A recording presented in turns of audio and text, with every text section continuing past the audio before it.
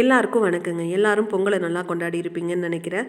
நாங்களும் அப்படிதாங்க. பொங்கல் வச்சோம். அதுக்கப்புறம் கோயிலுக்கு போகிறது, முறுக்கு சுடுறது, காப்புக்கட்டு இந்த மாதிரி தான் இருக்கும்.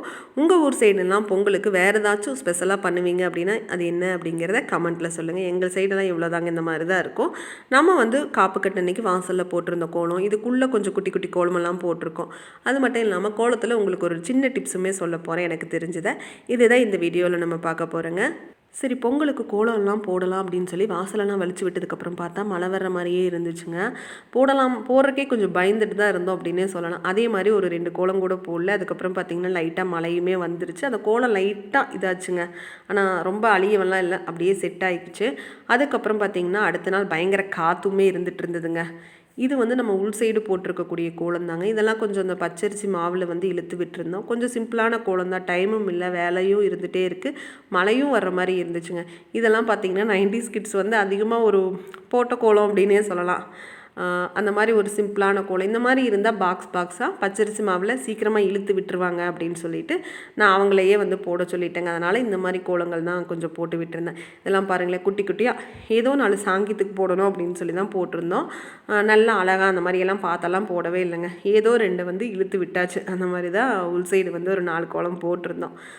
சிம்பிளாக வந்துட்டு அவங்க வரையறக்கு ஈஸியாக போட்டு விட்டாச்சு. அப்புறம் நம்ம வந்து வெளி சைடு பார்க்கலாங்க. வெளி சைடு ஓரளவுக்கு நான் கலரெல்லாம் கொடுத்து ஓரளவுக்கு நல்லாவே போட்டு விட்டுருந்தேன்.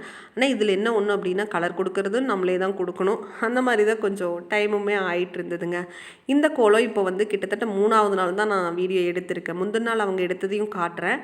அவங்க லைட்டாக எடுத்திருந்தாங்க. சரி, நான் வந்து ஒரு ஓர்ஸ்லாம் எடுக்கலை அப்படிங்கிறதால மறுபடியும் எடுத்திருக்கேன். இன்றைக்கி வந்து மாடு முதிச்சதுனால தான் இந்த கோலம் வந்து இப்படி ஆயிருக்குங்க. அதுக்கு முன்னாடியும் நம்ம ஃபஸ்ட்டு போட்டதே இந்த கோலம் தாங்க. போட்ட உடனே பார்த்திங்கன்னா கொஞ்சம் மழையுமே பெஞ்சிருந்து, இருந்தாலும் நல்லா தான் இருந்துச்சு. இது பார்த்திங்கன்னா தெரியும், இதில் அழியில. இது முந்தின நாள் கொஞ்சமாக எடுத்திருந்தாங்க இல்லையா, அதுதான். இப்போ பாருங்களேன், இந்த மாதிரி மாடு வந்து முதிச்சு விட்டுருக்குங்க. எங்கேயும் வெளியே போகிறது கூட டைமே இல்லைங்க, ஏன்னா வேலையே இருந்துகிட்டு இருந்தது. அதனால் இந்த கலர் கோலப்பொடி கூட பார்த்திங்கன்னா வீட்டில் தான் வாங்கிட்டு வந்திருந்தாங்க. சரி, அவங்க வாங்கிட்டு வந்த கலருக்கு ஏற்ற மாதிரி கொஞ்சம் சிம்பிளாக அதுக்கேற்ற மாதிரி தான் கொஞ்சம் பிளான் பண்ணி கோலமே போட்டேங்க. கொஞ்சம் அளவான கோலம், அந்த கலர் காம்பினேஷன் எப்படி இருக்கிற கலர்ஸ் எல்லாம் எடுத்து பார்த்து ஒரு சில ஓரளவுக்கு வந்து கொடுத்து முடிச்சிட்டேன். சரி, அப்படியே சிம்பிளாக ஒரு பொங்கப்பானை கோலம் ஒன்று போடலாம் அப்படின்னு சொல்லி போட்டது தாங்க இந்த கோலம். இதில் ஒரு கூத்து என்ன அப்படின்னா போட கோலப்பொடி வந்து பார்த்திங்கன்னா தீந்துருச்சுங்க. அந்த இடையில வந்து ஃபஸ்ட்டு ப்ளூ கலர் தாங்க ஆரம்பிச்சது. அதில் வந்து பார்த்திங்கன்னா வைலட், க்ரீன் அப்படின்னு பல கலர்ஸை மிக்ஸ் பண்ணி ஒட்டு வச்சுருக்குது அப்படின்னு சொல்லலாங்க. அதே மாதிரி இந்த சுற்றி மெரூன் கலர் கொடுத்ததுக்கப்புறமா பாதி வந்ததுக்கப்புறம் பார்த்திங்கன்னா நம்ம ஃபுல்லாக மெரூன் கொடுத்தோம் அப்படின்னா பத்தாத மாதிரி இருந்துச்சு.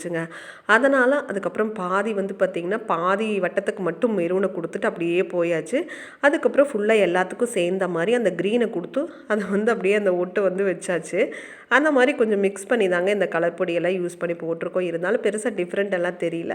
ஓவராலாக பார்க்குறதுக்கு எனக்கு வந்து இது பிடிச்சிருந்தது. கரும்பு மட்டும் இன்னொரு சைடு ஒன்று போட்டிருக்கலாம் அப்படின்னு தோணுச்சு. நீங்கள் இது வரைக்கும் பார்த்த கோலத்தில் உங்களுக்கு எந்த கோலம் பிடிச்சது அப்படிங்கிறத கமெண்ட்டில் சொல்லுங்கள். இந்த வீடியோக்கு ஒரு லைக்குமே பண்ணிடுங்க. இப்போ நம்ம பார்த்துட்டு இருக்கக்கூடியது நெலிக்கோலம். இந்த கோலம் ரொம்ப பெஸ்ட் அப்படின்னே சொல்லலாங்க. அதுக்கான ரீசன் என்ன அப்படிங்கிறத எனக்கு தெரிஞ்சதை உங்ககிட்ட சொல்ல போகிறேன்.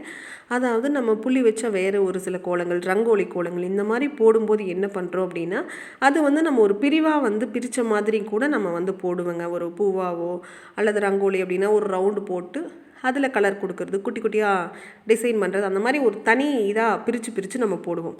ஆனால் இந்த நெலிக்கோலமும் அப்படி தாங்க, ரொம்ப ஈஸியான ஒரு இதுவாக இருந்தாலுமே அந்த புள்ளிகளை நம்ம கரெக்டாக இணைக்கிறதுல நம்மளோட கவனம் வந்து பார்த்திங்கன்னா சிதறாமல் நம்ம வந்து அதை வந்து ஜாயின் பண்ணிட்டு போயிட்டுருப்போம். அப்படி பார்க்கும்போது இது வந்து மனசு ஒருநிலைப்படுறது இந்த கோலத்தில் வந்து நம்ம பார்க்கலாங்க. அவ்வளோ அழகாக இருக்கும். இப்போ நம்ம வந்து ஒரு தியானம், யோகாலாம் செய்யும்போது மனசு ஒருநிலைப்படும் பார்த்திங்களா, அந்த மாதிரி ஒரு விஷயம் இந்த நெலிக்கோலம் போடும்போது கண்டிப்பாக கிடைக்கும். இப்போது இந்த கோலம் பார்க்குறதுக்கு உங்களுக்கு அப்படி தெரியல, இது வந்து இருக்கிறதுலே இது ரொம்ப சிம்பிளான ஒரு கோலம் தாங்க. இதுவும் நம்ம மற்ற கோலங்கள் மாதிரியே நம்ம பிரித்து ஈஸியாகவே போடலாம். அப்படி போட்டாலும் கூட நம்ம லாஸ்ட்டாக ஃபினிஷ் பண்ணும்போது இந்த கோலத்துக்குள்ளேயே நடந்துட்டு போகிறது, இந்த மாதிரி விஷயங்கள் இன்ட்ரெஸ்ட்டாக இருக்கும். ரெண்டாவது, அந்த புள்ளிகள் வந்து மாறாமல் நம்ம இழுக்கும்போது கண்டிப்பாக வந்து நம்மளோட கவனம் செதறாமல் மனசு வந்து ஒருநிலைப்படும். இப்போது மார்கழி மாதம் இந்த மாதிரி கோலங்களெல்லாம் நம்ம போடும்போது நம்மளோட மூளைக்குமே வந்து பார்த்திங்கன்னா நல்ல ஒரு வேலையாக இருக்கும். சின்ன குழந்தைகள் இந்த மாதிரி இப்போ தான் கோலமெல்லாம் போட்டு பழகிட்டுருக்கிறீங்க அப்படின்னா நீங்கள் வந்துட்டு இந்த மாதிரி சின்ன சின்னதாக இருக்கக்கூடிய நெலிக்கோலங்கள்லேருந்து ஆரம்பித்து நீங்கள் வந்து கோலம் போட்டு பழகுங்க. இந்த கோலங்களை அடிக்கடி போடுங்க. இருந்த கொஞ்சம் கலர்ஸை வச்சு இந்த குட்டியான ஒரு கோலத்தையும் போட்டு முடிச்சாச்சுங்க. இன்னொரு 2-3 கலர் அந்த மாதிரி தான் மீதி இருந்துச்சு. இப்போ இந்த கோலத்தில் இடையில அந்த புள்ளி புள்ளியாக வச்சுருக்கிறது எல்லாமே பார்த்திங்கன்னா இப்போ யூடியூப்பில் பார்த்து தாங்க அதை மட்டும் நம்ம போட்டுட்ருக்கோம். நாங்கள் இதுக்கு முன்னாடி ரங்கோலி போடும்போதெல்லாம் பார்த்திங்கன்னா ஒரு சிம்பிளான கோலங்கள் ஒரு அளவுக்கு தாங்க இருக்கும். அதிகமாக போட்டது வந்து பார்த்திங்கன்னா புள்ளி வச்ச கோலம், அதுக்கப்புறம் நெலிக்கோலம் இந்த மாதிரி தாங்க இருக்கும்.